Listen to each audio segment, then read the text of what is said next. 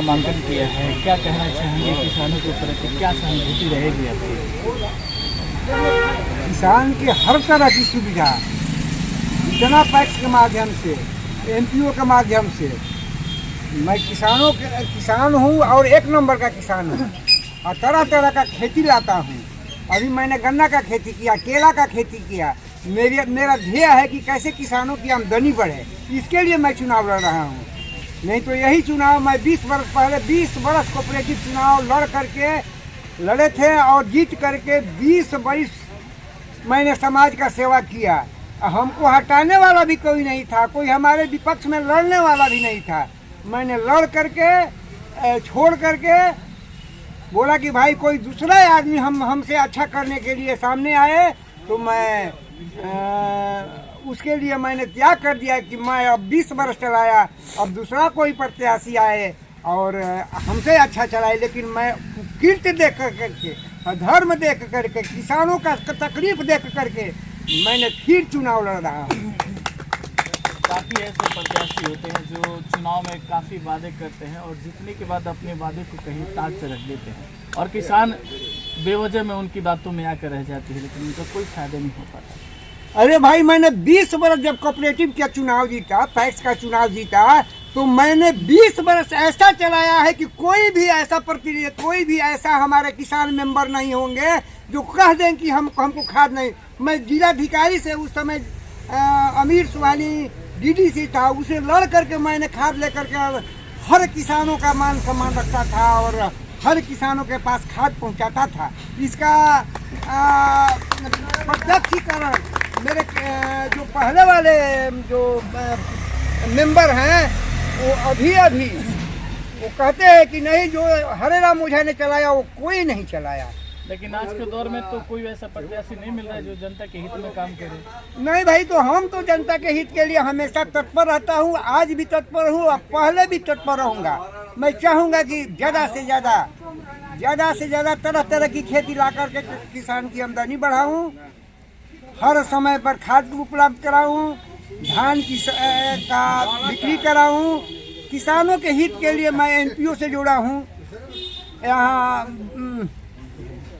नहीं, चिलबिलिया बाबा संस्थान में एनपीओ बनाया है हम लोग ने, उसको कार्यरत करना है। मैं किसानों का कमेटी बनाऊंगा, उसके द्वारा तरह तरह की खेती लाऊंगा। मेरा सोच यही नहीं है धान बेचना और खाद बेचना, मेरा सोच बहुत आगे है। मैं अभी भी सरकार से मैंने किसानों के हर सुविधा के लिए मैं क्या करूंगा, क्योंकि मैं एक से एक खेती लाता हूँ। ये तो मेरा पूरा पंचायत जानता है कि हरे राम ओझा एक अच्छे आदमी है, ईमानदार आदमी है, खेती के प्रति समर्पित रहते हैं। देखिए, कहीं भी खेती नहीं हुआ है, मैंने एक भी गन्ना का खेती किया। तो कहीं न कहीं टॉप लड़ाई होने जा रही है जो 10 वर्षों से किसी और का कब्जा है टैक्स पे आपकी पंचायत। अरे भाई, मैं ही आदमी हूँ उनका मदद करने वाला, लेकिन उनकी स्थिति देख करके मैं चुनाव में प्रत्याशी बन करके किसानों का बदलाव होगा तो किसानों का आमदनी बढ़ेगा, मनोबल बढ़ेगा। क्या लगता है आपकी जनता आपके द्वारा को सपोर्ट करेगी? हम तो जानते हैं कि 100% जनता मेरे साथ। मेरा नाम हरे राम ओझा, गांव मनियारा, पोस्ट सिकरिया, थाना तियर, पैक्स तियर। नामांकन के सपोर्ट में आए हैं हरे राम ओझा के, क्या संदेश देना चाहेंगे? मेरा संदेश यही है कि जो भ्रष्ट तंत्र अभी हावी हुआ है पंचायत, उस भ्रष्ट को हराना, बगैर हराए किसानों का भला संभव।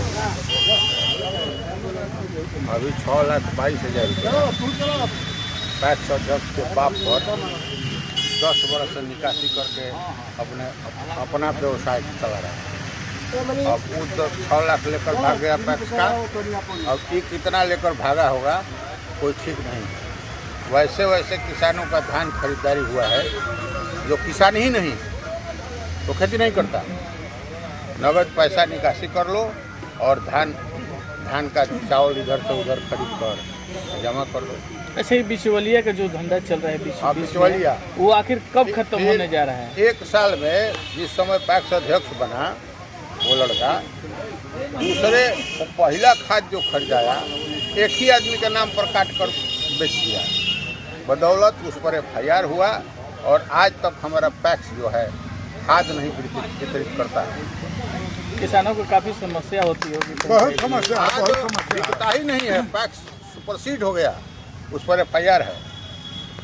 वैसे लोगों के मैं खिलाफ अगर हमारे जैसे लोग चुपचाप बैठें तो न्याय संगत नहीं होगा, इसलिए हम हजाम ओझा का समर्थन करते हैं।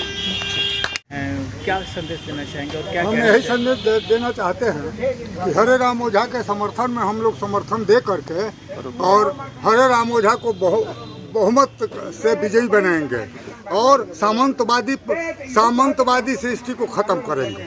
बस हमारा कहीं ना कहीं टॉप होगा जो 10 वर्षों से पैक्स पे कब्जा बना के जमे हाँ। हुए हैं, तो उनको कैसे उनका सामंतवादी फैक्ट को हम तोड़ने के लिए हम लोग इनके सपोर्ट में हैं। अभी समाज सेवी राजेंद्र जी ने कहा कि खाद काफी दिनों से नहीं बिकता है, जिसको लेकर के पैक्स अध्यक्ष पे FIR भी है। ये सत्य बात है। तो कहीं ना कहीं तो किसानों की काफी परेशानी होती होगी खेती करने में।